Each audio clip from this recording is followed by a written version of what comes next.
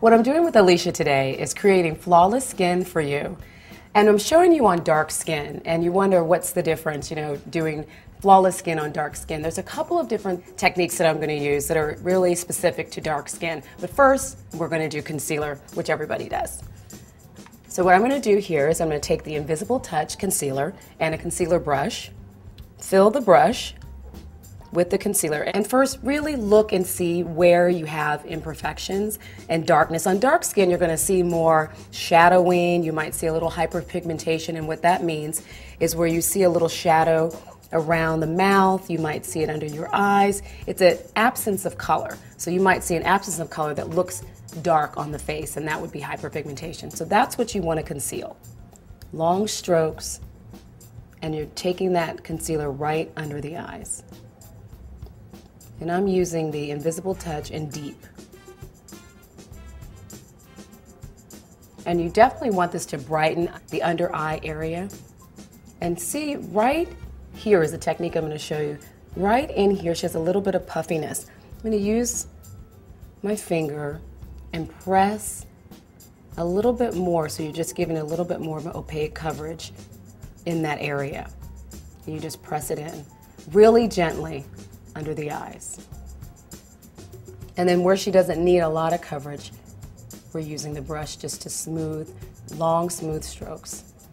And then the warmth of your finger really blends the concealer into the skin. Make sure that you're using your concealer in the inner corner of your eye. You don't really want to put it on your eyelid because it'll interfere with your eyeshadow when you put it on. But you can tell that there's a difference between both eyes. So let's start with the other eye, beginning with filling your brush with concealer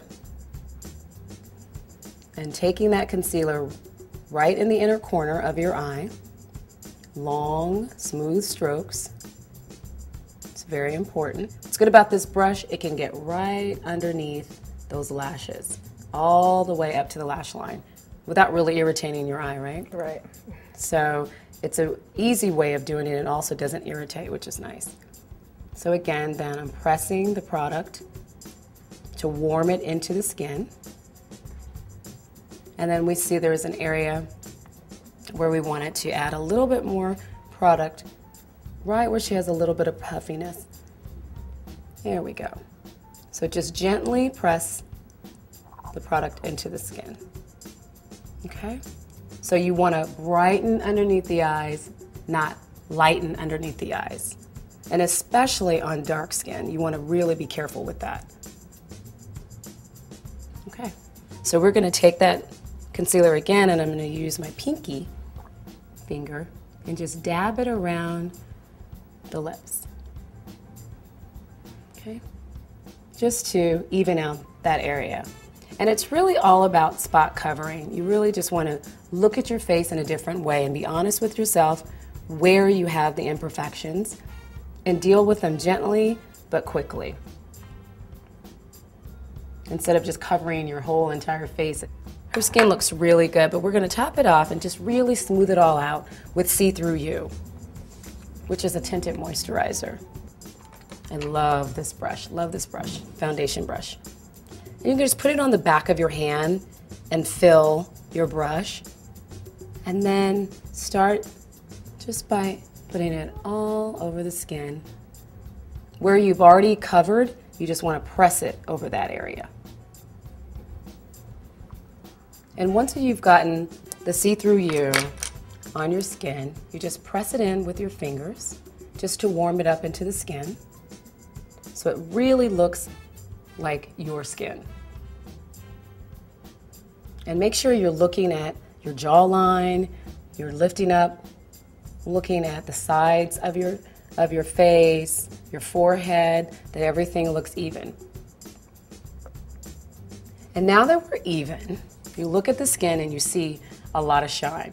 And this is another thing that I hear all the time as a professional makeup artist. And I know you were telling me earlier, Alicia, that you had some concerns with the shiny skin. Yes, I like glowy skin, but I don't want it shiny. Right. Or just flat out oily. You don't Yes. want that. You really don't want that. And on dark skin, there's a fine line between this glow and then just really being shiny and oily. So I'm going to use the Matnificent Press Powder on Alicia's skin, and I'm using the blending brush. This is where you can really, or you could use the powder puff, either way. But the blending brush is great.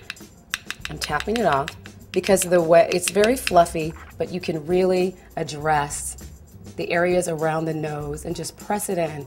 And you can see what's happening to the skin, one side versus the other, as we press this powder into the skin. It's perfect for matting out the shine. We're gonna leave the shine on her cheeks, but we're gonna take it out on the height of the cheek and around the eyes. Now you might find that you need two powders, one for the skin when you have darker skin and one for underneath the eyes. The darker one for the face, and then a little bit, one shade lighter for underneath the eyes, just to add a little bit more brightness to it. Because on dark skin, most of the time, the forehead, the sides of the face, and the chin are a lot darker than the center of the face and under the eyes.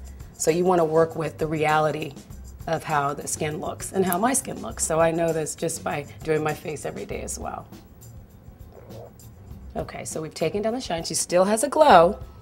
And I'm just going to tap this off, and I'm going to use a color just one shade lighter underneath her eyes.